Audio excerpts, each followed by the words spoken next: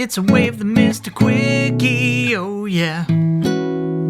Nobel laureate Steven Weinberg, who is responsible for one of atheism's most famous quotes, which we'll get to momentarily, made another comment which crystallizes my deepest belief about religion. It's the one idea that drives me more than any other. Putting God ahead of humanity is a terrible thing. I've often talked about this idea in terms of people prioritizing their vertical relationship with God over their horizontal relationship with our fellow creatures, human and non-human, right here on Earth.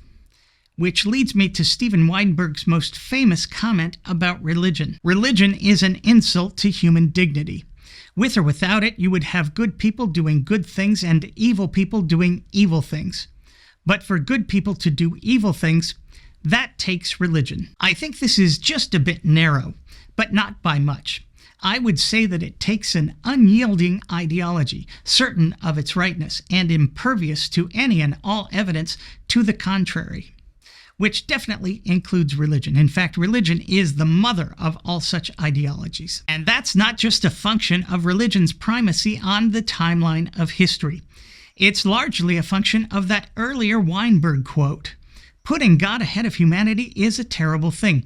There is no topic where this is more true than morality. And sadly, Christians seem hell-bent, pun intended, on proving Weinberg right. As I've noted over and over again in my own videos, Christian apologist ordinaire William Lane Craig called the slaughter of innocent babies during the imagined biblical genocide in Canaan an infinite good. How could it be otherwise when God ordered it, right? But now we have some additional examples provided to us by a new crop of Christian apologists. Take a listen to this one. Special thanks to Doug over at Pine Creek. He asked Mike Winger, I'm either going to exercise my justice through flooding or through poofing the people out of existence, which includes many 1-year-olds, 2-year-olds. Which does Mike Winger choose? Yeah, again, I'm coming back to the same issue of I'm going to choose what God did because I trust the Lord that he made the right choice. You view the flooding as more unpleasant than poofing. Yes, and I think that's why it was done. My thought, yeah. You think God purposely wanted it to be unpleasant? Well, yeah, I don't think he wanted it to be enjoyable. I mean, it was meant to be unpleasant. Okay, so the God of love wanted 1-year-olds to have an unpleasant death.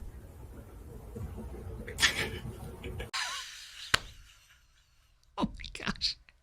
Yeah, that is funny. Now, if you're wondering why an otherwise decent human being would prefer that a 1-year-old baby have an unpleasant death over simply being poofed out of existence, the answer is simple. If you have to choose who you're going to defend, a helpless baby or the all-powerful God of the universe, well, of course you choose your God. Putting God ahead of humanity is a terrible thing. It sure is. Here's another example, and I know it's going to look like I'm picking on Cameron again. I'm sorry, but the simple fact is he's just the gift that keeps on giving. In a debate on the Cosmic Skeptic channel regarding the problem of evil, we got this exchange. I mean, you said you prefer to live in a world where there is fear and suffering so that we can have the good of bravery.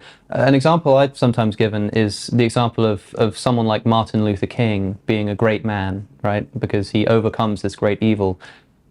Surely we'd rather be living in a world where there were no racism and no need for Martin Luther King. It sounds to me that in a lot of cases, when somebody says... I just disagree. I mean... You think it's better to actualize a world in which there is it's more racism? valuable. I think a world that has that and has the accompanying evils is more valuable. The irony here is that God disagrees with Cameron.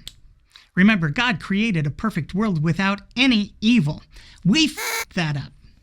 And if you've ever been religious, you'll know that there's one idea they cram into your head probably more than any other. This life is but a speck on the timeline of eternity, a grain of sand in the infinite cosmos of our existence. That means virtually the whole of our eternity will be spent without the evils which require the goods of bravery and courage. That's the way God wants us to spend our infinite existence. He clearly doesn't prefer bravery over human suffering, because he's doing away with it for good, forever. which is what the rest of us on the planet are trying to do, Cam, here in civilization. You should join us. Would anyone say such stupid things were they not putting their God ahead of humanity? However ignorant Cameron is of the suffering caused by slavery and the now 400 plus years of racism in this country, would anyone otherwise prefer the bravery of Martin Luther King to the eradication of all those centuries of horrific evil and suffering? I don't think so. I think that takes religion. Once again, I'm me. Thanks for watching.